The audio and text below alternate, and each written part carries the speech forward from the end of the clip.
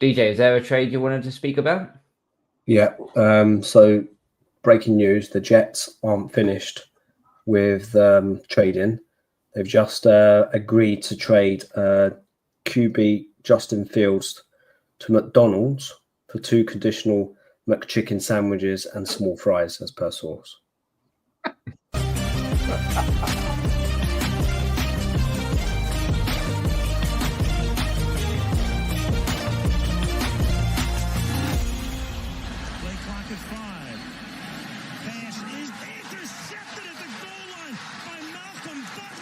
Toss to White. He's in! Patriots win the Super Bowl! Welcome to Patriots Touchback Podcast.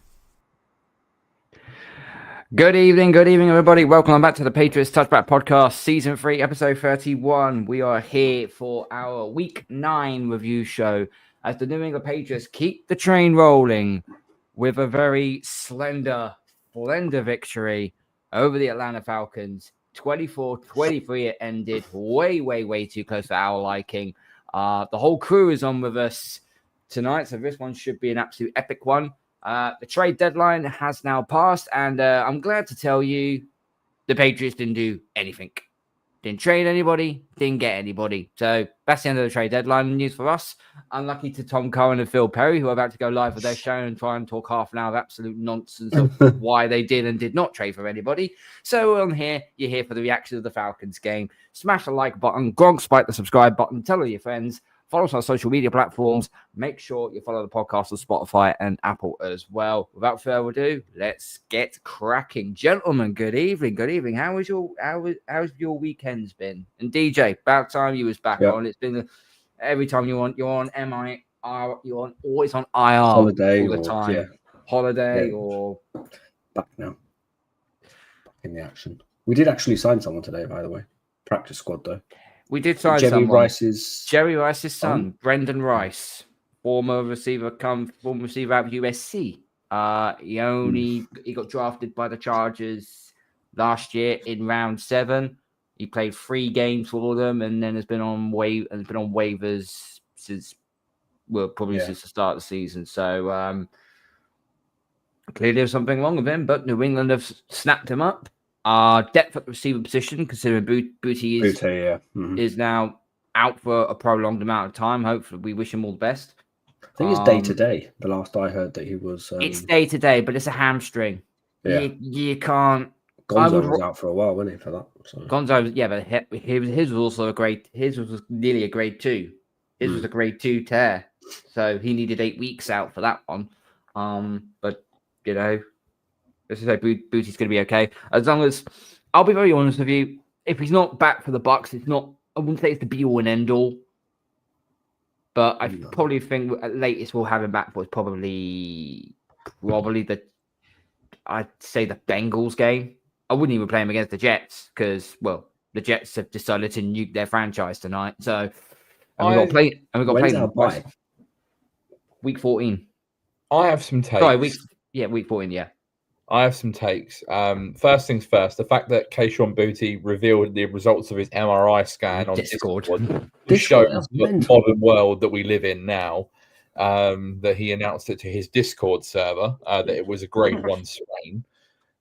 Secondly, the thing I found most interesting about the Brendan Rice acquisition is that Julian Edelman took his sister to prom, which I thought was hilarious. And lastly, I think that McDonald's have been absolutely robbed on that deal, by the way. 2 McChicken sandwiches and small fries. I mean, I think one would have been more than enough for Justin Fields. But there we go. That's just the trade deadline. Oh, dear. Right.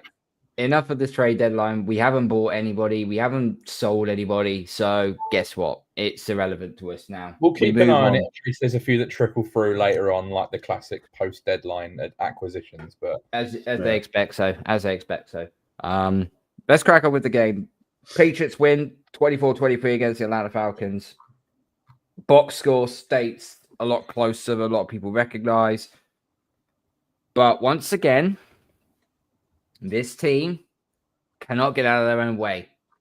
They absolutely know how to shoot himself in the foot at the wrong time.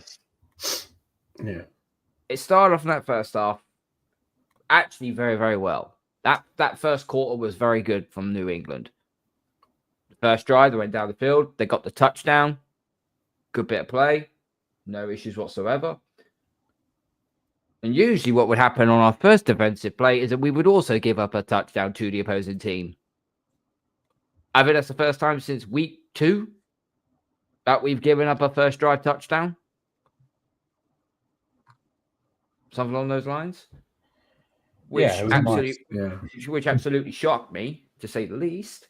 I think there was a stat that we do give up a touchdown on the first drive. But I think, there was a week we didn't. I can't remember it was against. I think it was Miami. No, it wasn't Miami. Seattle, wasn't it in week 2? No. Who did we play week 2? Miami. No, was it Miami? Yeah, I don't think we conceded. Yeah. But as I said, the first quarter was good. Okay, we did give up a score in the end, but New England had pretty much control of that game after in that first quarter. Shut them down, closed it out really well. They made Penix's time. They made him dink and dunk his way. Bijan Robinson got shut down by the running game. 40 plus, I think it was like 46 yards rushed, I think he had on the day. So New England once again keep the streak alive of not giving up 50 yards to any rusher, which is great. But once again, we are getting outdone by our own deficiencies. The fumbles just seem to keep on coming still. And came at the worst time. 21-7 up. You've got the ball in your hands now. There's about 30 odd seconds left to go on the clock. Shouldn't have no issues now. Make 1 or 2 plays or run the ball to bleed out. I didn't think we'd go down and get a score. I would think, right, just bleed out the clock, run in at halftime. You get the ball back, start second half, 21-7, get the touchdown. They're up by 3 scores. They won't be able to run the ball, and now you're gonna have to put all that weight and pressure then on Michael Penix. Yeah, I think I heard or I read somewhere that they were trying to push down the field to get the field goal,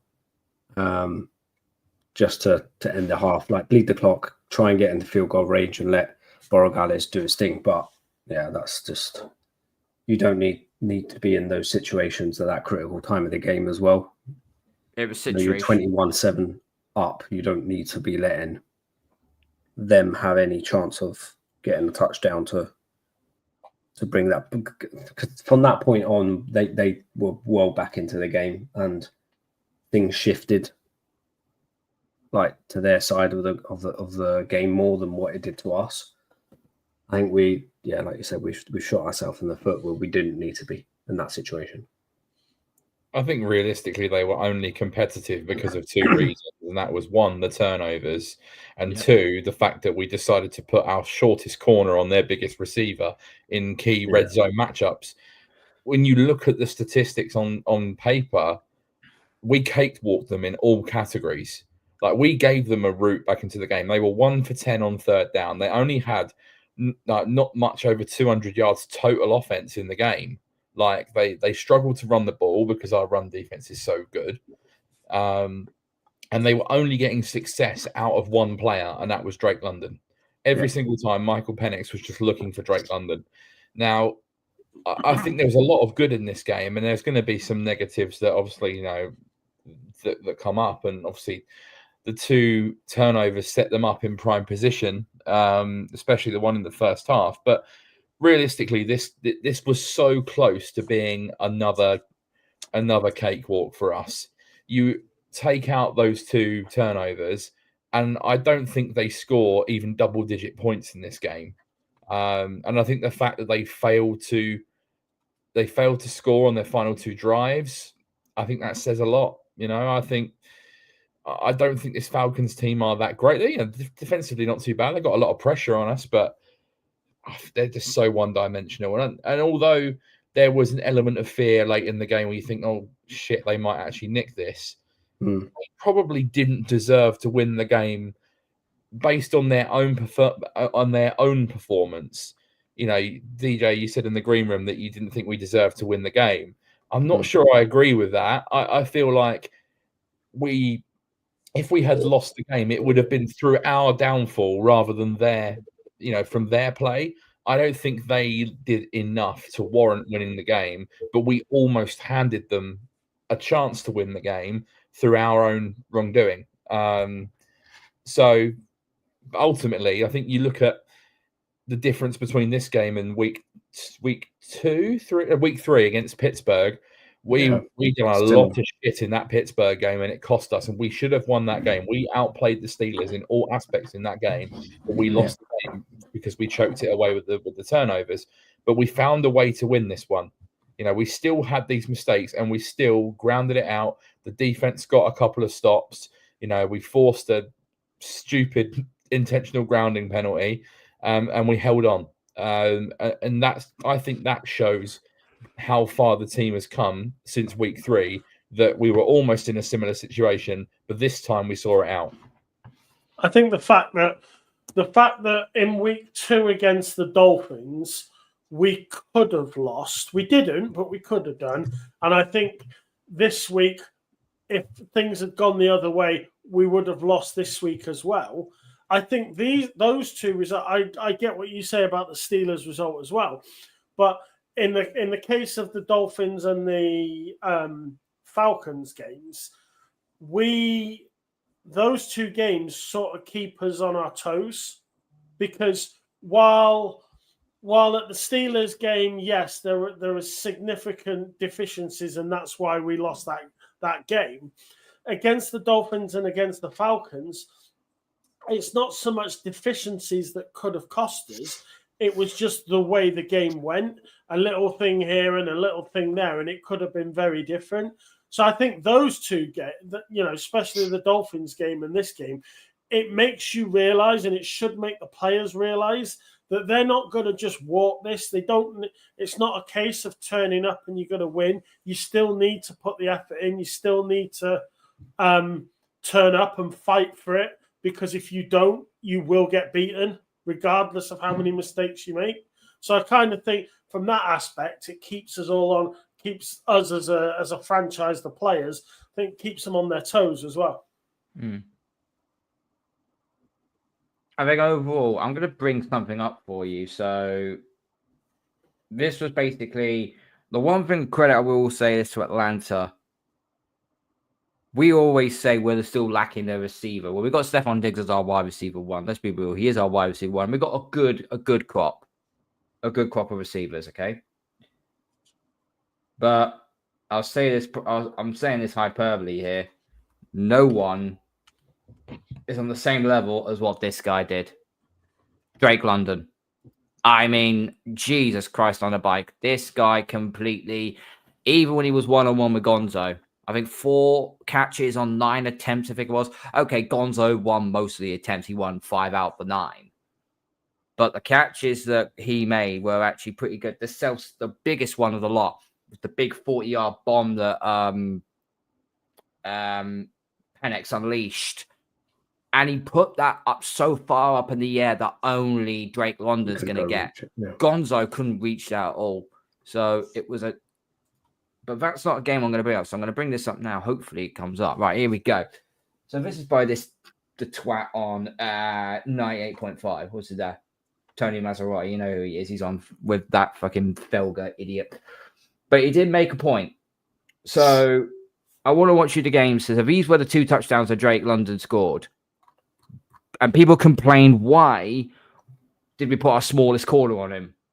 Well, I think these 2 touchdowns are going to explain that was not the case. Now, first things first, I need to play back the speed a little bit. So I am going to have to slow this down just a little bit so you can see. So there we go. It's highlighted there. So you see the highlighted on the play. You got Drake London. He's lined one-on-one coverage with Christian Gonzalez, right? So I'm just going to let the play go. There we go. He's motioned. Ball snapped.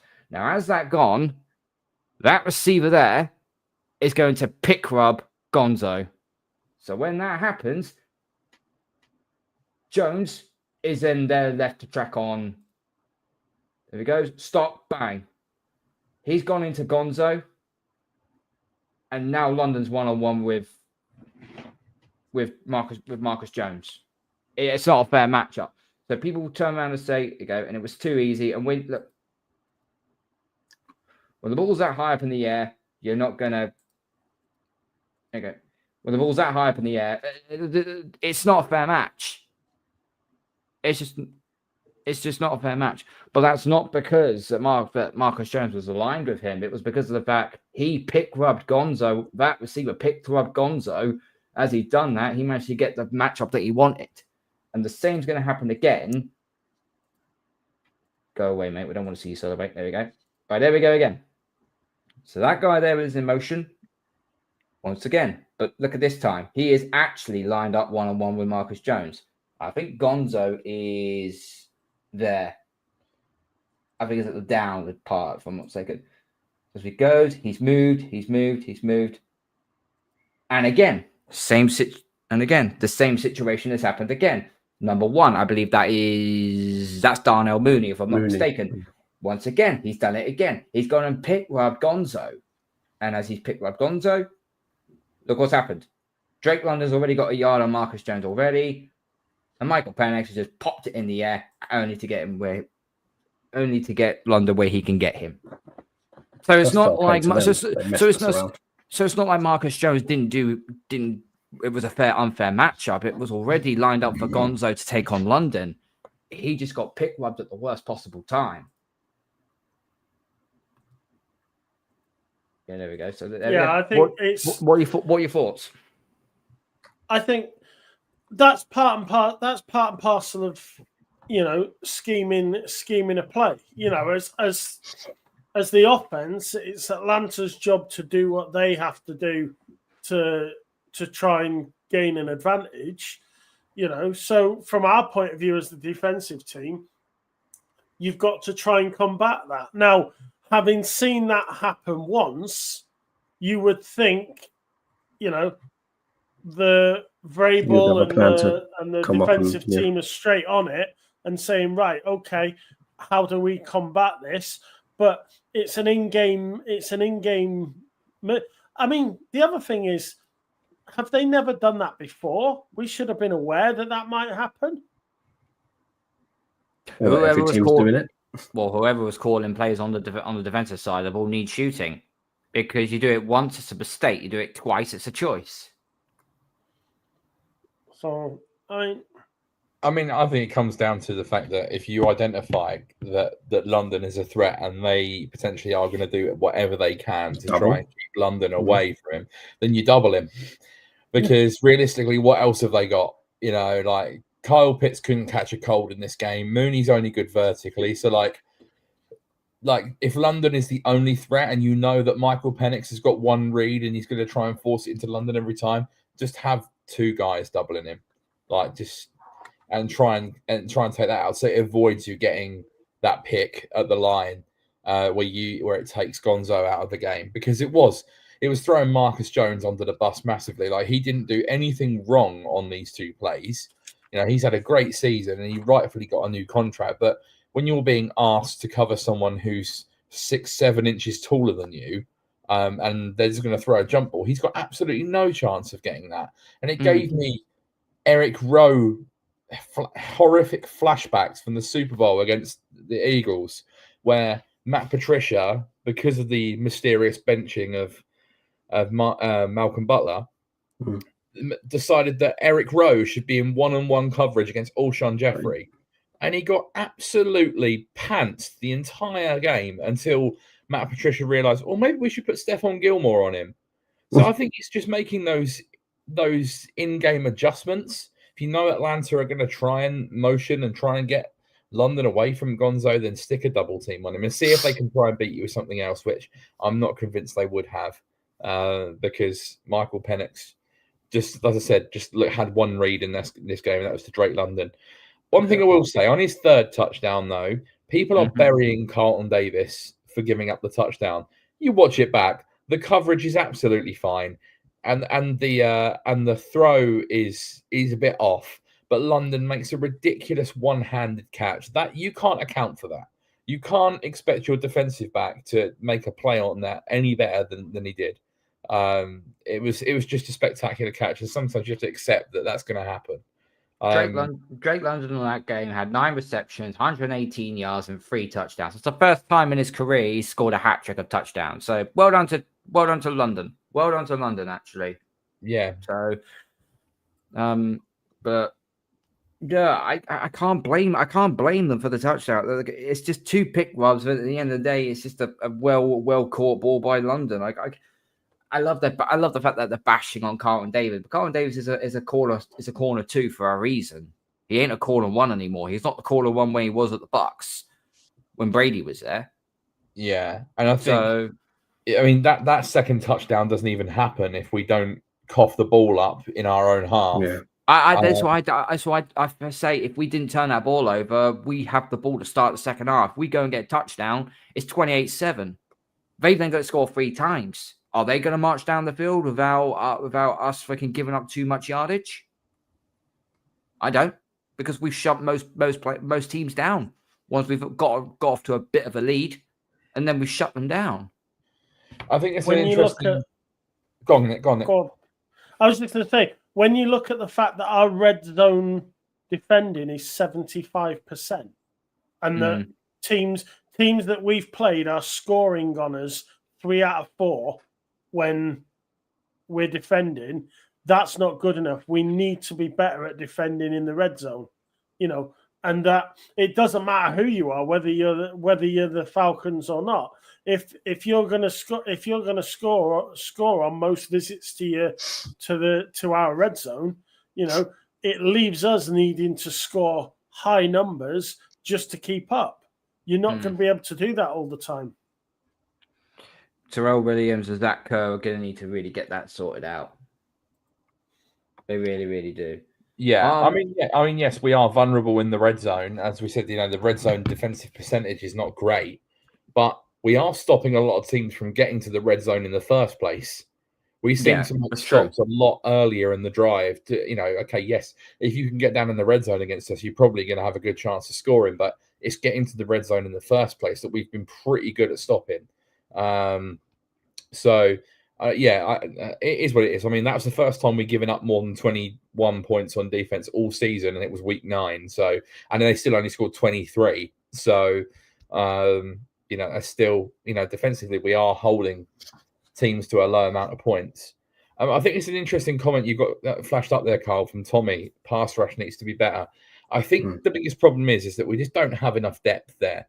Like Landry and Chason have been productive this season. Milton Williams and Christian Barmore have been productive, but they're having to play they're playing the whole game. Like they're not getting any rest whatsoever. Like you're expecting them to continue that pass rush throughout the entirety of the game. They're not subbing out for hardly anyone. You're getting Jennings when it gets to the third and fourth play. Yeah. But you look at Caleb on Chason. I think it was Doug Kai maybe brought this point up this week and said at the start of the game he was like a man on fire in the game, like he was unblockable. But once he's got 40, 50, 60 snaps under his belt, he's gassed. Because he's only really been used to in his career playing as a situational pass rusher, and now him and Landry are having to play almost every snap because we've got nothing behind them. So. Obviously we're now sitting here. The trade deadline is essentially passed. We might get a last-minute deal that's been put over the line, but now you're going to be expecting them to play the rest of the season with the bye not coming for another few weeks, and we don't have any depth behind them that you can rely upon consistently, and they're just going to keep getting gassed out later in games, and you're going to see. And White's gone as well. Yeah, if you was to use him in the rotation basis, he's gone. So now you're looking at, you've got Landry, you've got Chason as your main 2, you've got Ponder and Jennings behind them. You've got this Murphy that we picked up from the Chargers, don't know much about him. And then Swinson's on the practice squad. There's not a lot of proven depth there. And obviously, I think you're going to see, we might be getting to the quarterback and causing pressure early in games. But I think the longer the games go on, if we're really in a grind, then we are getting gassed out. Struggle. Yeah. They're going to get gassed out, and we're not going to get that pressure. Yeah. I don't know where Carl's disappeared to. I assume he's having issues. Technical issues. I just popped there while we're talking about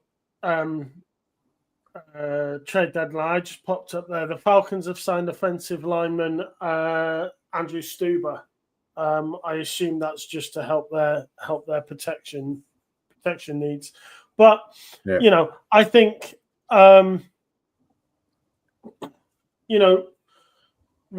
I've said this before, so I won't go into massive detail again, but it is a process. This whole rebuild is a process.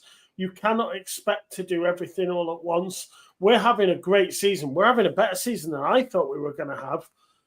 But I'm still trying not to get carried away and understand that, it takes time. I said in the chat today, earlier today, we are still paying heavily for the poor quality of drafting that was done under the previous regime. We've got no depth in quality, and we can't afford to go out and spend 2 firsts on Micah Parsons or 2 firsts on Sauce Gardner, because we can't afford to be without those picks because we haven't got the depth yet. And that's where we are struggling, and it will take years to get over that.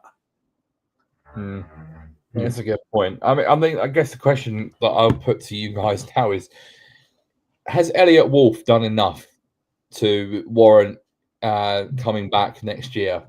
Because yes, he hit on the QB last year in his first season as the decision maker. Well, he didn't hit, did he? It fell into his lap. Let's be real. Yeah. It was going to be Jaden. It's going to be Drake Maye or Jaden Daniels either way. And how much of like decision making does he have in that back room, in the war room, in the drop? Is he someone telling him who to pick? Like, it's just, you don't know if it's Vrabel and a couple of his other people like saying, I want this one, I want that one. Wolf just agrees to it because they stood pat and they drafted May. They could have traded back for a tackle, drafted JJ McCarthy, Bo Nix, Michael Penix. I'm not sure that would have turned out that great. So we hit on Drake, but the rest of the 2024 class was an absolute fucking disaster. Like, honestly, it is horrendous how bad that draft class was. Now, he's come back this year with a much better class by the looks of things, but the good, obviously, off-season in terms of bringing in a lot of good free agents to the team that have really benefited. Yeah, we spent big on Milton Williams.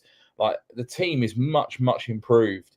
But as you said, DJ, how much of that is Mike Vrabel's influence? Exactly. How much of that is Ryan Cowden's influence? And I know there was a suggestion at the time that Ryan Cowden might have been brought in as a potential successor, like, keep him in the building, and then if they off Wolf next year, then Cowden becomes the GM. I could see that scenario. And with us now not adding anyone at the trade deadline, when everything was being reported, we were looking for a pass rusher, we were looking for a running back, a safety, whatever. The fact we've not brought anyone in, and despite the fact we're having a really good season, like, we've not tried to strengthen the team for the playoff push, because we're looking like we're probably going to be a playoff team. And if we gas out as a collective, we talked about the pass rush gassing out in games. If we gas out as a team later in the season, and by the time the playoffs come around, we're beaten up and we just can't get down, then it does make you wonder whether Vrabel will be like, "Thank you very much, Elliot, but Ryan's here now," and that's the decision. Only as I think the 24 draft, the ones that we done, the 2024 ones, we only still have May. That's it. The rest of, I think they've all gone. Yeah, it was Polk. Okay, he's on IR, but gone traded to the Saints though. Yeah, Wallace, Caden Wallace is still hanging Wallace out. is still on the active roster, but he's been a healthy scratch in every game this season, so that's got to be a whiff as well. Bijan Robinson, he's gone to the Raiders. Javen Baker, gone. Dial, Milton, Bell. I think Dial's on IR, isn't he? I think. Yeah, Dial's on IR, so we still haven't seen him yet. Milton. I mean, yes, you've got potentially a more than a franchise quarterback. You've got a potential superstar quarterback in that draft class, but that was the obvious pick. Like, I don't know whether drafting Drake Maye saves his job. Probably. I honestly think he might be gone this year. Dougie Bell's put, I get the feeling that after watching Vrabel on his radio show yesterday, we weren't going to be active today. No. I did actually watch that, and it did kind of look like he was going to trade, but only if it would improve the squad. But I think he had a certain criteria. He didn't just want someone coming in for a year, then they'll just toss him off for the next, the following year, go back to free agency. I mean, he wanted someone in that they could be there and be in for the long haul. I don't think there was nobody out there. And there was a report that came out earlier on today that apparently the Patriots were not going to trade with Tennessee, not because that they didn't want to, but because that scumbag bitch of an owner, Amy Adams Struck, basically said that she was very reluctant to trade with the Patriots because of what had happened to Vrabel. That's basically isn't what happened to Vrabel her fault anyway? It is. What is this playground shit now? Are we in kindergarten now? Oh, miss, he stole my juice. He stole my juice. No. Shut the fuck up. I said in the chat, this is the reason why the Titans will continue to be shit. Because if you do stupid stuff like that, then compared to what the Jets did, compared to what the Jets have given themselves a lifeline to fucking reboot the franchise again. But look at how she's behaving compared to Colts. Oh, what's her name? Colts. One, yeah. She's right down what's her first name? I can't remember. It's not Karen, is Carly. it? Carly. I knew it was a K. But she's there on the sideline with a headset, and she's already said in public, I don't know enough, and I'm learning because I'm listening and I understand that, when a call goes wrong, I know why it's gone wrong because I can hear it in the headset. She's not getting involved. She's not getting... she's not whispering. If you watch, the voice bit of the headset is nowhere near her. It's right round the back. She's not getting involved in anything. She's just doing me on my head. All she's doing is learning about what's going on. And she said this on a press conference. Every owner should be like that. If you care about your franchise, you should be learning stuff like that. Can you see Jerry Jones on the sideline? Oh my fucking god!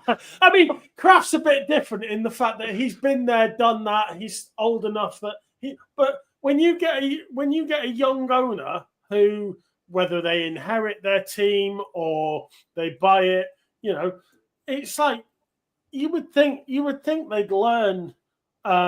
About it, and I look at the Colts now. They're having a great year. I'm not saying it's all down to her, but I like how they operate. I like how she's showing how she operates from her position. I think bad owners can be a real detriment to the team, and that's not just in the NFL. That's in sports. I mean, look at that absolute prat Evangelos Marinakis at Nottingham Forest. Running that team like it's the bloody Waffen SS. Like, what are you doing? Like, thinks yes, you own the club and you make the decisions, but it doesn't mean you can completely disrespect the franchise and sink them into oblivion. Like, and this Amy, whatever her name is at Tennessee, like, they will not improve until she either hires a decision maker that knows what they're doing or decides to wake up and smell the coffee. And that's another thing today. Woody Johnson is a terrible owner for the Jets, and he is a huge part of the reason why they've been terrible for so long. Now, obviously, they've traded away big players today and have a lot of draft capital in the next couple of years. And if they get that right, then they're going to turn around. But if you are a Jets fan, you have zero confidence that they are going to make the right calls with those draft picks. Because I can see it now. The next 2 years, they're going to draft some bum that has all the hype coming out of college and ends up being an absolute flop. I can see like another Josh Rosen situation coming where it's like, oh, this guy's going to be a stud.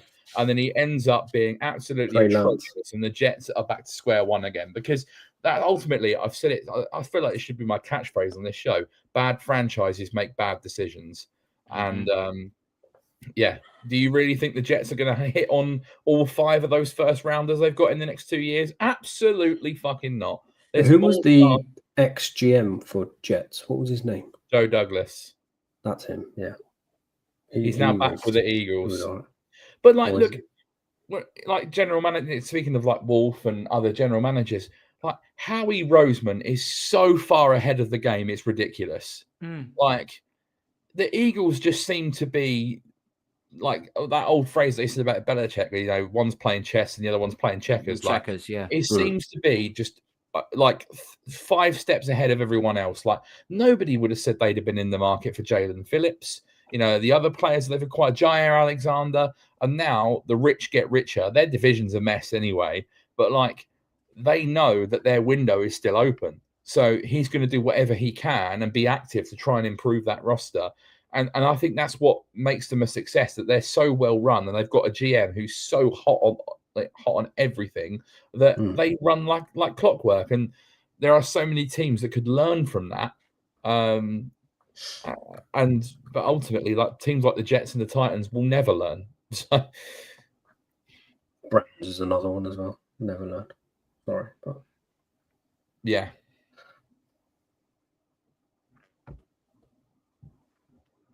Are we going back to the game now? Are we still talking more about trades? What's going no, on? My internet decided to just kick me out for some reason. Well, that's what when you disappeared, we all just we filled, and then you came back, and we were just finishing. Okay.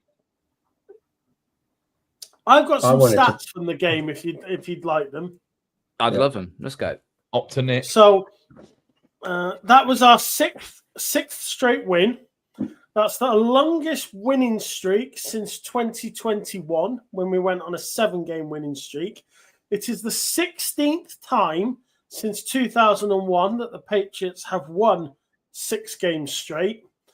The nearest team to us in that stat is Kansas City Chiefs with 8. We are on 16. So that is how consistent we have been over the years. The Patriots are still undefeated to Atlanta at Gillette Stadium since it opened in 2002. That's 3 games. Last week when we beat the Browns, we went 6 games unbeaten against the Browns since opening at Gillette Stadium. So 2 teams in a row, 2 weeks in a row, we've maintained the fortress that is Gillette Stadium since 2002. That's our 7th straight win against Atlanta. It's the current longest active winning streak in the NFL. Still, there is no running back to run for 50 yards on the Patriots. Bijan Robinson only managed to run for 46. Demario Douglas, career high in reception yards with his first 100-yard game. And his longest reception of his career was this week when it was a 58-yarder. Drake Maye extends his streak to 8 games with at least 100 plus QB rating. He got 102.5. He joins just Peyton Manning, Tom Brady, and Aaron Rodgers. And finally, Stefan Diggs becomes the 29th NFL player to reach 900 receptions. They are your stats. I think he mentioned that. He mentioned that. Vabel did it in the locker room. Can we just give a special mention to one player that Nick mentioned there, and that was Pop Douglas, who, had a difficult start to the season and lost his place in the team. And I think rightly so at the time. It was the right decision to make, but lost his uncle the day before the game, who got shot and murdered by being shot. And then he went out and put on a performance like that. First career 100-yard game and a touchdown. And he's actually been pretty good the last couple of weeks. He's been playing a different role and it's been suiting him. So credit to Pop for doing that. And if Booty's going to be out for a game or 2, then we're going to need him to continue to make plays like this. Yeah, Pop had a brilliant game. And there was a lot. The play of the game for me when it came to that one was the 17-yard dime that May dropped on Douglas. It wasn't a perfect throw, but it was a good throw nonetheless, and a good catch as well. So well done to the shoulder Pop. He has touchdown to. It's a good. Sorry. The shoulder over the top touchdown one, was that right? I think it was. Yeah, I think it was. Also to add in that as well, there's one good stat line I do love. New England converted for 8 of their 12 third downs. We don't do that very often, but that was a brilliant. And just to prove how many we got, they converted 2 on the scoring drive, which was a 12 play, 65 yards. They converted 2 third downs, 1 on third, and 1 on third, and 1 at 10, third and 10, and 1 on third and 7 via passes to Hunter Henry. On another drive, they had a single third down conversion, which was a 58-yard pass to Demario Douglas. Late in the game on 3rd and 5 from their own 25-yard line, May found Henry with 17 yards to seal the win. That basically iced it. And then in the other one, in the third quarter drive, where they settled for a field goal, they converted a third down via May's scramble. No yardage specified because it was with his legs. I can't remember what third down that was. There was more to add to it as well. New England converted on 3rd down, whereas the Falcons converted. I think it was like, hang on, let me look at the bring like the 1 for 10. There we go. Then 1 for 10. I mean, that's pretty horrendous for the Falcons. New England's running game. It's still little to be desired as far as I'm concerned. However, there was some good promising moments from Travion Henderson. We did see him have some outside zone runs. But it also felt like, Kieran, the more we tried to give Henderson the ball, the more it felt like he was getting more comfortable and getting like more into it as the game wore on a little bit, especially in that first half anyway. Yeah, I mean, the stat line was all right. Like, it wasn't too bad. I think it was like 87 scrimmage yards or something like that, which isn't too bad. He rushed for 55. 55. Yeah, 55 on the ground. He had 30-something through the air as well. So, not a bad all-round performance. You could see what the plan was in terms of, Henderson's going to play sort of them outside of the red zone, essentially, which I found a little bit strange that they were taking him out for Jennings in the red zone. Now, Jennings had a lovely touchdown run, but I find that strange how you would then take out Henderson after he's got on a roll, brought the team down the field, and then you don't get the touchdown to go with it, because it's not like Henderson can't run inside the red zone, because we all saw his ridiculous touchdown run against the Vikings in preseason where he made everyone miss.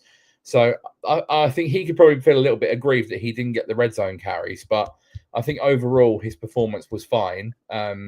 It's not like he got completely bottled up. He had a couple of nice big runs. So I think there's enough to build on there. That you can see the talent's there. They've just got to keep unlocking him and giving, like you said, the more he plays, the more comfortable and confident he will get.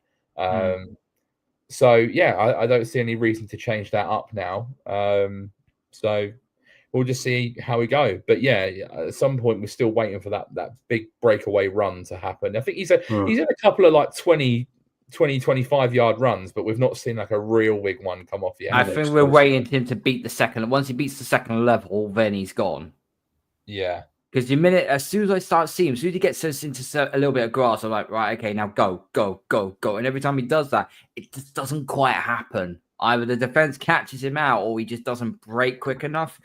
That might not be his. There was one play where I saw he did like a bell to me where he was sitting behind the O-line waiting for something to open, and then he would just like dash straight through. I think he hotbox is what they call it. They call hot boxing, where they just sit behind, wait for a gap to come open. And bang, I think he got like 12 yards out of that, but it seems like with us, I don't know whether it's a cultural thing, like, or just preference of the coaching staff, but it seems like we kind of hold rookies back a little bit in terms of like giving them a lot of responsibility and a lot of touches, because there's a comment there from Tommy about Kyle Williams. I mean, he's barely been targeted all season. Travion Henderson is still not getting as many touches as we'd like. But then you see the Bears go and roll Kyle Monungai out there, who was a 6th round pick from Rutgers, and he goes off for 175 yards in that game against the Bengals. Obviously, a much different matchup. The Bengals are like basically a college defense, like they're terrible. But there are other teams around the league that just seem to go, okay, we've got an injury, put the rookie in, let him play, and just let them get on with it, and they put up numbers, whether that's at receiver or at running back. but it just seems like we're reluctant to do that. Like, it's not just a case of, oh, we'll throw Kyle Williams out there. Oh, okay, Ramondre is out this week. Henderson's going to get 25 touches. Like, we seem to be very different in our approach to a lot of other teams, because I feel like if Henderson was on another team and he was in a similar situation, he would have taken a lot more of the ball than what he actually ended up getting in this game. I mean, Christ, you put him in that Bears offense, like, he probably goes absolutely nuclear. I don't know why we're so reluctant to run them out there. Yeah, it's the same with EC3, isn't it? He had an absolute barnstorming summer in camp and everything else, and he, did everything perfect. And you're like, right, let's see him. And you see him in a couple of preseason friendlies, and you think, yeah, this guy's looking the bee's knees. And then lo and behold, it gets to week 1, and you barely ever see him. Just punt returns. The problem is though is that if Gibson wasn't injured, then you'd see Trayvon Henderson kick returning as well. You'd see that happening. Then Chisholm will just be inactive all the time. The problem also that slot is primarily for Pop Douglas. What's going to end up happening now is Pop's going to stay in the slot, but now we're going to have to rely on Kyle Williams, who, as you said, has got no rep for Drake Maye. This week, he's going to have to be on his A game in training with Drake. He's going to have to, because we need to, because those bombs, he's not got the catch radius of Booty. He has not. No, very stylistically we're just hoping that his flat out, because one thing that was good with Kyle Williams at Washington State, his flat out straight line speed was incredible. He is a fast receiver. So yeah, I think there's been something a little bit off so far with Kyle Williams and Drake Maye, but that's probably because they've not had a lot of exposure of actually playing together. Yeah. But I think if someone made a good point the other day, I think it might have been Phil Perry that said, if you're struggling to get that connection going with Kyle Williams, scheme some plays where they are specifically designed to get the ball in Kyle Williams' hands that are gimmies, that not something that's going to be overly complicated, maybe some gadget plays or something where you're going to scheme him to be wide open and see what he can do with the ball in his hands. If you get him a couple of specific plays in the playbook to get him going and get that level of comfortability up and that rapport with May, then you might see them build on that. But at the moment, they're expecting him to do a lot of stuff that maybe he might not be comfortable doing, or doing something that someone else would be better suited to. If that is the case, then I'm only going to give Kyle Williams 1/2 in the game against Tampa, because then if let's say if Chisholm is active, let's just say, for example, Pop stays in his slot position and Kyle Williams is the X receiver. If he doesn't show up in that first half, I'll be lynching him off. I'll say, Pop, I know it's not your position, mate. You're going to have to be our X receiver. You're going to have to be our deep threat. Chisholm, you're in the slot. I imagine we're going to line up this week. If Booty doesn't play, he won't. I would not test his hamstring at all. I would not. We're going to need him for the long run. We're going to see Diggs, we're going to see Hollins, and we're going to see Douglas. They're going to be the three that are going to play. And then you've got to factor in Kyle Williams as that wide receiver 4. And like I said, maybe scheme some specific plays for him to get him going, get him doing stuff that nobody else on the team is doing. Use him in gadget plays, use him on specific plays that can bring out his strengths. And then if you want to factor Efton Chisholm into that as well, you can. But that's the way you get him going, is by specifically building plays around him. Josh McDaniels did that 2 weeks ago with Travion Henderson. There were specific plays in the playbook for Travion Henderson. Now we need to do that with Kyle Williams. And Mike Vrabel's already hinted at the fact that Williams is going to get more opportunities this week and more looks. So I'm interested to see how they unlock him this weekend, because we know he's a talented player. Like you saw it at Washington State. He was very dynamic. Now's his chance. We'll see. Tommy B's put, oddly not worried about Henderson. I think he's starting to calm down and figure it out. Butte, I'm pretty sure, has already been ruled out this week. He hasn't been ruled out There's a chance for him to practice. There'll be no chance to practice him early in the week. So I'm probably going to just say this right now. He ain't playing against the Buccaneers this week. I actually don't think he'll play against the Jets next Thursday either, because we want a short turnaround. I would say rest him up, play him against Cincy. If he's good to go, play against Cincy, put him on a snap count. Don't do anything drastic. And then if he's good, play him in properly then against the Giants. Then he's got a bye week to rest that hamstring if it needs resting anymore. And then you got the Bills after the bye week. Yeah, there's no real pressure to roll him out there. I mean, he said on his Discord that he's going to obviously not, going to try play Sunday. Obviously, might not be able to. If not, should be back for the Jets. I don't think there's any pressure to roll him out there against the Jets and the Bengals because they are two bad teams. The Jets have just traded away their best corner today and their best defensive lineman. That game, we can beat the Jets comfortably without Kayshon Boutte. What do I keep saying about the Jets when they come to Foxborough? It's their biannual teabagging. This is going to be the ultimate biannual teabag. And then we get the Bengals on the road who are giving up record levels of yards on their defense. I mean, Christ, look at what happened to them the last couple of weeks. That's a team that gave up 39 to the Jets and choked a comeback against the Bears and gave up 47 points. I think they've given up the most points and yards in 2 games combined since 1966 was the last time someone did that.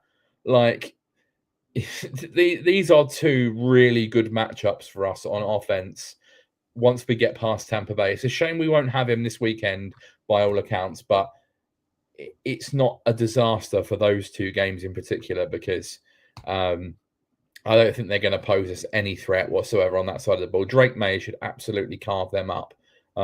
So hopefully he can come back though, because it's a shame because you don't want it to disrupt his rhythm and his confidence. He's been absolutely flying this year, and you don't want an injury to disrupt that because if he ends up coming back and he's out of sorts or he can't get his form back, then it's like a real shame because he has been legitimately awesome for us this year. We want to keep that going. We definitely do. One thing we haven't mentioned in this game, we haven't mentioned our quarterback, and usually it's the first thing we mention. Didn't have his best game. That was like his B- C+ type of game. 19 to 29, 259 yards, 2 touchdowns, 1 interception, passer rate of 102.5. So still over 100 passer rate is still pretty good. Those turnovers though by Drake, I mean, the fumble is not good in itself. But first things first, Michael Onwenu, he's probably one of our linemen who I don't really talk about that much because linemen I don't really want to talk about because as long as they don't call out your name, you're all good. Onwenu actually has been all right for us. He missed an assignment on that play on Jalen Walker. Walker beat him off the left, and Drake. I don't care if you hold on to that ball when you get sacked. I actually really couldn't care less if you actually took a freaking intentional grounding penalty. But my God, kid, you've got to learn to bloody keep hold of that football. You've got to protect. You should have thrown it away. As soon as he saw that pass was broken or that play was broken, throw it in the dirt. I would have been happy. I would have been very, very happily to take an intentional grounding penalty. It's in the 2-minute warning. So it'll be a 10-second runoff, loss of down. Cool. Take a knee. In the locker room you go. 21-7. That play doesn't happen. Because I wanted to kind of situational football at the end of the day. Bring this up. It's getting to a point where Drake's trying to do too much, I think, and he's trying to be like MVP, and all this is going to his head. I think he just needs to calm down a bit. And don't get me wrong, he's great at what he does. Is like where he's finding room to scramble, he'll take it. But every time he does that, I get nerves. Like I just don't know. I just don't like him doing it. Great tackle from Campbell, though. Absolutely. It's like, all right, 2 plays later they scored anyway, but that tackle from behind, fair play to the lad, you know. He was acting like one of the characters from Roadhouse. The way he was running back to go grab it. He's actually quite a fast guy, actually, Campbell. He's actually quite quick. So, the O-line in particular has been a little bit leaky the last few weeks. Now, I don't think like a lot of it is necessarily all on the line, because I think Drake Maye has run himself into quite a few sacks over the last couple of weeks. Like a few of those sacks are on him, but still, it has been pretty leaky, and this is why I'm such an advocate for continuing to build that lineup going into next season. I'm looking for the future right tackle. I'm bringing in an interior offensive lineman as well. Like, we need to keep bolstering that, because we don't want him to keep getting hit, whether that's his fault or the line's fault. Yes, they've been a massive improvement from last season, but they're still allowing a lot of pressure. I think he's been sacked 11 times in 2 weeks or something like that. That's not good enough. That's got to stop. That has got to stop.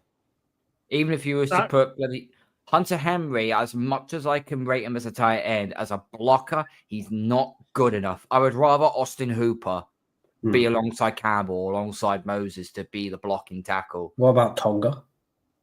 I love Mr. Tonga in there. Where is it in the observation? Because it is on here. Where is it? It's probably they gained like 6 yards or something, putting him as fullback. So there's a little story behind it as well. Where is it? Where is it? Just while you're finding that. Here we go. I got it. So the clapping thing, that's a joke, that is. Yeah, we'll get into that clapping thing in a minute. Although the pass, nickel tackle Chris Tonga's cut up included some blocking highlights. OC Josh McDaniels noted McDaniels had approached Tonga about being a short yardage blocker, and they finally used that package on Sunday. Tonga came in motion, helped clear a path for Jennings to convert a 3rd and 1. From this vantage point, Tonga's rep on offense shows great attention to detail from his coaching staff. He also unveiled a nice short yardage wrinkle. Vrabel shows players. Vrabel shows the players high school and college highlights in the team meeting. So obviously, Kyrus Tonga did this in college as well for a little bit of time. And they've obviously seen it and gone, yeah, okay, we could use that. I was like, hang on, Chris Tonga, what the first thing I thought was, Chris Tonga, what the hell are you doing in the offensive line on the offensive field? And I like that idea. Yeah, you've seen a few teams do stuff like that. I think the Chiefs used to do that years ago with Dontari Poe. Like, if you've got a pretty thick set defensive tackle that's relatively athletic, you can stick him in as a fullback. And no one is a thick defensive tackle more than Vince Wilfork. Come on, man. Tonga has been such a sneaky, underrated signing for us. 1 year deal. Low end contract, but he's been pretty damn good, as a nose tackle, and we need to extend him. Now, him and Chase on the 2 defensive players we brought in on short term contracts for low money, both of them need to get extended this offseason. We're getting pressure, but we're not getting the sacks. That's what's pissing me off right now. We're getting we're actually top 5 in one of the top 5 defenses in pressure rate. So we are pressuring the quarterback. But unfortunately, we're not hitting the quarterback. We're not sacking the quarterback. We're not getting up to those 2 levels. And that's what worries me. Chason is doing so as much as he can, but I think he is not the main piece of that edge rusher. Hal Landry has actually done very well. Has done very well this season. I've actually liked Hal Landry coming in, and he's actually done a really good job. I think it's because we don't have that turnaround on edge. We just don't. We don't have pass rush coming from anywhere other than the front 4. That's the thing. Most of our sacks this year have, the vast majority of them have been either Barmore, Williams, Landry, or Chason. They're the only 4 guys that are getting pressure, that are getting production. We're not even getting sacks on safety blitzes or Spillane coming up the middle and smashing someone, or are we getting we've had maybe 1 corner blitz this year where Marcus Jones got a sack, but you're not really getting any pass rush from anyone outside of that front 4. No, definitely not. Landry, I think, is dealing with a bit of an ankle injury. He's been limited. He has been limited. But this is what happens. You're going to get wear and tear on the body now. We're in week 10. Our bye's still not until week 14. It's a long way. It's still like another month away. Yeah. So it does feel like we're strapped. The only thing we've got, our gracious, is that we play the Jets next Thursday. So we could probably say we have like a mini bye, if that makes sense. So you got like 10 days off, you got about 9 days off, I think it is. So those 2 extra days might actually help in a certain way. Dougie's put Vikings fan at my work was happy to get rid of Tonga, so I wasn't expecting much, but he's been really good. Yeah, but the Vikings defense is pretty good anyway. So, but no, and also as well. So 2 things I'll bring up as well. Okay, Falcons fans, if this is the sort of level you are going to what's the word? Have a victim complex over how you lost that game, please spare me it. Spare me it.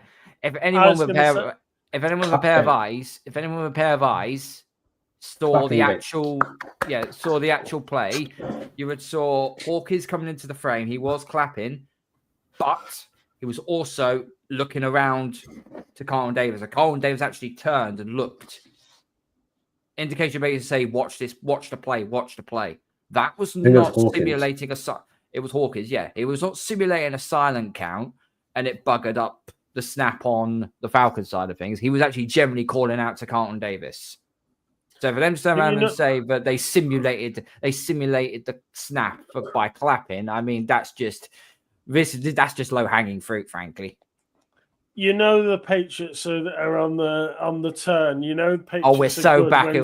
Oh, we're cheating. We're cheating. We're so fucking back, baby. We're so back. We're back because we're being accused of cheating. No, I mean, I think if it wasn't yesterday, Raheem Morris has already walked back his comments from Sunday saying, well, I was only relaying what I'd heard in the locker room. Because apparently it was the players that said that the count. Someone walking back comments that didn't mean. Oh, wonder where we've heard that before. But so yeah, obviously he came out on Sunday. Said what he'd heard in the locker room was that the Patriots were clapping and simulating the snap, even though the video evidence showed that we weren't. And then he had to come out on Monday and say, actually, look. No, we weren't accusing the Patriots of a cheating. I was just relaying what I'd heard in the locker room. Well, what I would do, if I were you, is I would check your facts before you go standing in front of the media and mouthing off. Because, you can't get away with that. And the video evidence proved we hadn't done anything wrong. And, it's just another stick to beat us with. We're back. We're back. When someone starts accusing us of cheating, oh yeah, we're so back. It's just stupid at the end of the day. But look, listen. We come away with a victory, 24-23. We sit at 7-2 now. The playoffs are definitely in our sights. We are going to be a playoff team. We will have football here in January, which makes a bloody change for this podcast anyway. Oh, and I put myself up through January. I'm not available. Oh, Can we just one thing as well? Can we mention just a personal thank you to former Patriots kicker Parker Romo for shanking an extra point and being the ultimate double agent, because he's now been cut today as well. So his last action for the Atlanta Falcons was helping his former team win. I didn't see. Yes, he did. He was doing double. He was doing 007 work. Well done, Parker. We knew we knew he was a Patriot. We knew all along. Now I'll say that for a fact right now. Now that is a reason why the Falcons lost that game, because their kicker missed a PAT. They didn't send it to OT. That is one of the reasons why they didn't win that game. That is a better reason than the freaking cutting the Irish kicker for the Giants when he missed 2 PATs, but yet their defense gave up 33 points in the fourth quarter. Mm-hmm. Anyway, I digress. As I said, we're 7-2. we now move on to this Sunday. And me and Kieran will be having our preview show on Friday night. Hopefully, we're going to have a member of the Bucks UK come on, because it is going to be the bloody Pirates review. We are facing Tampa Bay, a team which supposedly the first half of the season that Baker Mayfield was in the running for MVP. I still think he still is. I think he's still a quality QB. Their offense is dangerous. They might have Bucky Irvin back. We'll have to see as the injury report continues. Is Godwin back yet? No. He might be potentially. Because he's off IR now, isn't he? He's off IR. Yeah. He's off IR, so there's a good chance he might play. It's going to be an interesting game. Obviously, me and Kim will have our preview, but since Nick and DJ don't do the previews, they just do the review shows. We'll get your early score predictions now, considering what it is that we've seen so far. We did actually, when we did the preview of our schedule, we did say if there was one game, we think we penciled the loss. It was week 10 away to Tampa Bay. Now, as we see where we are right now, has that changed your mind? Bossman, we'll start with you first. Since you're the negative Nancy out of the anyway. I still gonna say we take a loss here. Score.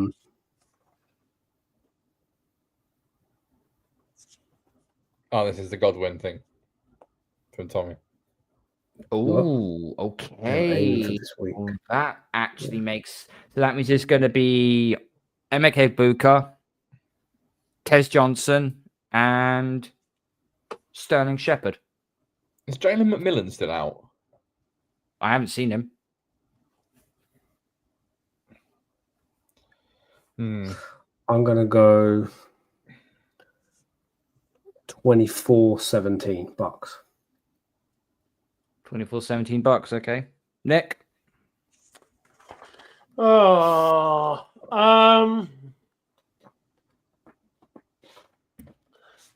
pretty sure, I was just trying to find in my notes what I wrote.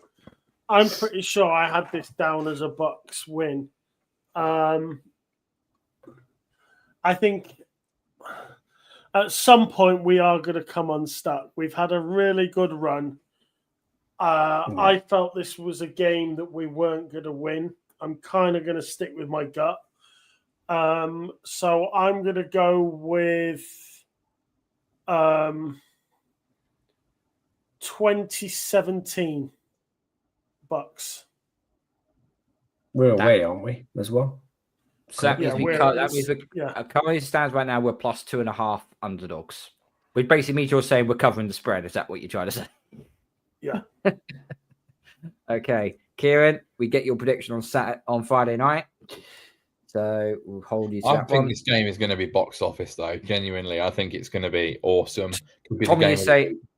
Tommy B is saying 34-24 Pats win and decisively. Ooh, okay. And Dougie Bell said I'll have whatever he's on. And what Dougie's on. A question for DJ and Nick, though. If we do find a way to win this game, like where is your head at in terms of where we go from here? Because I think I said last week, if we beat the Bucks, you have to take us incredibly. We're in the division. We're winning the division. I will come on this time next week. This time next week, if we come into the studio, I don't think and we we'll beat win the division. The Bucks, still, we're sitting at 8-2. I still don't think we'll win the div. But Bills have still got some tough opponents. But then saying that, they've got to play the Bucks after us. So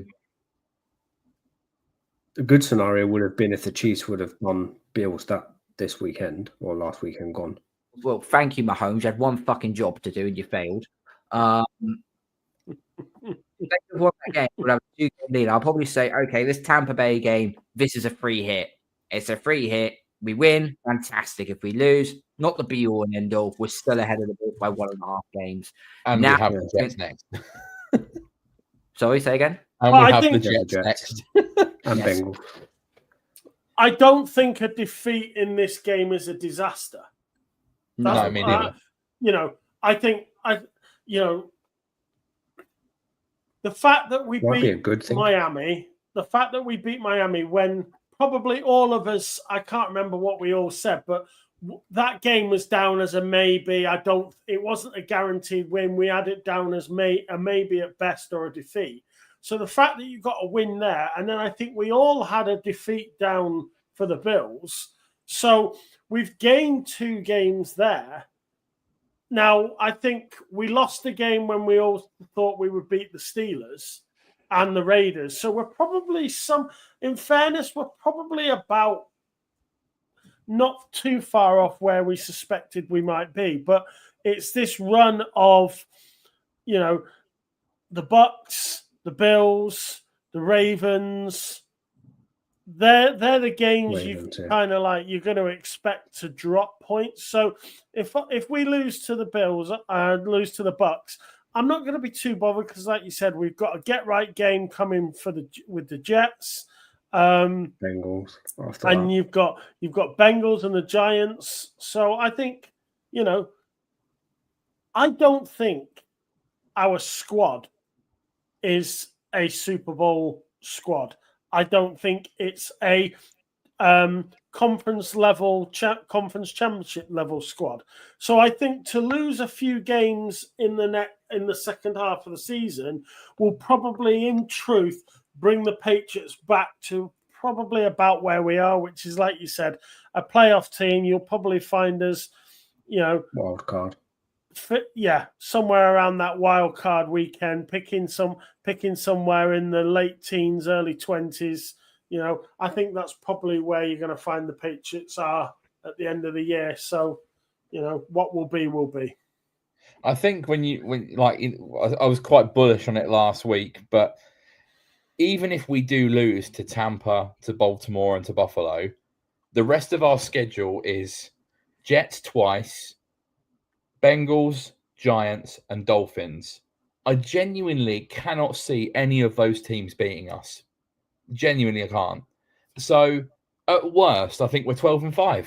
Even if we lose those 3 games, I said, I think 12-5 is where we're at. That'll get you probably the first wild. That'll probably get you the first wild card, and it will probably get you 3rd seed, maybe 2nd seed, depending how everything falls. I mean, look, Bengals have the firepower to score points, but their defense is so bad that I don't think they can. I think that will handicap them against us. I genuinely do. So, I just don't think we'll lose any other games other than to Tampa, Baltimore, and Buffalo. At the current play to stay in the postseason, if the postseason start now, this is how it stands right now. So the Colts have the bye because they're the number 1 seed currently. Even though they're at 7-2, we're at 7-2. We would have the 2nd seed. And the reason why we've done that is because Denver, also on the same record as us, will be the 3rd seed. Now, before the Buffalo game, Denver was 2nd, we were 3rd. And the only reason why that had happened was because of strength of victory. Well, because then the Bills then beat the Chiefs, our strength of victory when we played the Bills in week 5 is actually now greater than what Denver's biggest game was. So now we go above Denver in 2nd. Hope that makes sense. Ish. And then obviously the Steelers are the 4th seed, sitting at 5-3, which we know for a fact they're going to crumble at some point, and the Ravens are going to pimp them. We know that for a fact. As the current wildcard seeding stands, you got. We would play the 7th seed at home as it stands. Which currently as it stands, it'll be Jacksonville. I think we could dog walk them. In the 6th seed, is the Chargers, as it currently states. And then the 5th seed, someone help me. Who's the 5th seed, please? Texans? Buffalo? Bills. So, yeah. That was a mess up for me. Yeah, Bills. They play Buffalo. Buffalo are the 5th seed. They're the first wildcard team right now. Oh, just another question to Nick, who laughed me out the building last week when I said that if we played the Chiefs at home in the playoffs, we would have a percentage chance. Whereas if it's at Arrowhead, I wouldn't back us at all. Now the Chiefs are 5-4, and it's not even fully certain they're going to make the playoffs because you've got the Raiders and Chargers in that division. They'll make the postseason. Has that changed your opinion at all? That if we were at home to Kansas City, we could give them a bloody good game. No. Did I really laugh you out? Did I laugh you out the building? Well, you pretty much did. The Chiefs are the Chiefs, and from what we've seen over the past, however, when you think about Mahomes' worst performance was losing to Brady in the championship game. That's his worst postseason performance, right? It's just like the Chief. They just give me that EBGB vibes. I just want to stay well away from them. It's like you watch like the Bills this week. You kind of like, yeah, Bills regular season against the Chiefs. Yeah, Bills are gonna win that. Again, if that had been postseason, Chiefs all the way, because that's what happens. And it's just always turn up and the play. Chiefs in the postseason give me the EBGBs. That's all it is. Just like what everybody else gave us when we was dominant. Yep. Yeah. Now we know what it feels like. Everyone says real football starts in January. Obviously, you have to get. I think if you predicted the first 4 seeds after this stage of the season to be Indianapolis, us, Pittsburgh, and who's top of the other one? Is it Jacksonville at the moment, or is it Denver? Denver, isn't it? Yeah, Denver. Yeah. Nobody would have had us 4 as the top 4 seeds in the AFC after 9 weeks. Nope. And so the Colts got to play the Falcons in Berlin this week. Denver, I'm not sure what Denver got actually. I think. Oh no, they got a bottom feeder. They're playing the Raiders on Thursday night football, I believe. That's a win. Is it Madrid this week or Germany? No, I said it's in Berlin. Right, it's Germany this week. It's in Germany this week, and then it's in Madrid next week. Madrid is 26th, isn't it, or something like that? No, it's the following week. I'm pretty sure it's the following week. God, that Dolphins Commanders game is going to be terrible if James just win. I think he's gone. I think he's out. He is. He's out indefinitely. I mean, what was? Yeah. I mean, the Browns-Vikings game at Tottenham was between freaking Dylan Gabriel and Carson Wentz. I mean, I don't think you can think of anything worse. Oh, wait, it's Tua Tagovailoa versus Marcus Mariota. Yes, we can. Hold my beer. The NFL hates international games. They hate us. They fucking hate us. And please stop sending the Jets over to us, for Christ's sake. They have a fucking stain on it. Jesus Christ. I know. Anyway, enough of that. We move on to the Tampa Bay game on Sunday. Also, as well, I don't usually do this since we don't really speak to the UK Patriots Facebook page because they sort of don't like us. But we will do this out of the gracious good of our heart. There was a little bit of a meetup happening at Waterloo Station in the Brewdog pub. The New England game will be on, so go over there. The main man of the Facebook page, Graham, I think his name is. He's got a table there. The more Patriots fans in there for that game, the better. So get over there. Make sure you give him a shout out and so on. So yeah, we do our gracious bit for the community. So there we go. On that note, we're going to get on out of here. Thank you to DJ, to Nick, and to Kieran. We're back we're 7-2. We roll into next week. Let's see what happens. Smash the like button on your way out. Hit the subscribe button while you're at it. Tell all your friends. Follow us on our social media platforms. Make sure you follow the podcast on Spotify and on Apple. And we will end you with our usual end hurrah. Gentlemen, how do we feel about clipping the Falcons' wings? Yeah. That should have been the name of the podcast. No, because someone pinched that title already off me. Anyway, peace out. Good night, everybody. Go Patriots.